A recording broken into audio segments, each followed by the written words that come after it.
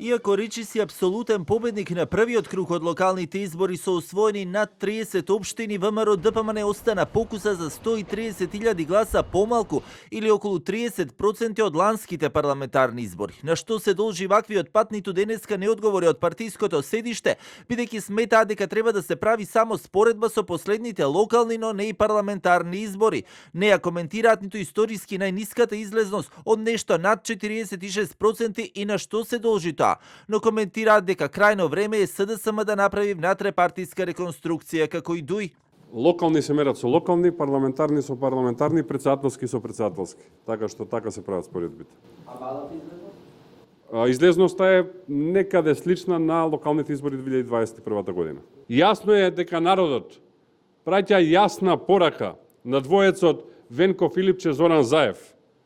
Оставката е најморалниот чин на човек кој што доживеал ваков дебакл.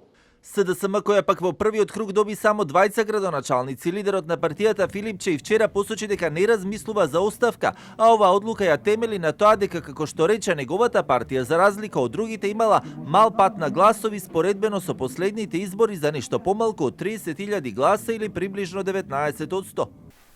Не, планирам и понатаму да работам на консолидација на партијата. Сметам дека има огромен број на луѓе до кои што нашите пораки допираат.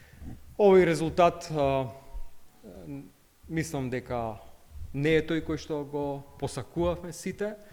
Меѓутоа би рекол дека, имајќи ги предвид околностите, не е лош резултат. И додека Филипче вели дека ни на крај памет не му паѓа да се повлече и покрај историски најголемиот пораз во СДСМ, неговите сопартијци веќе бараат промени.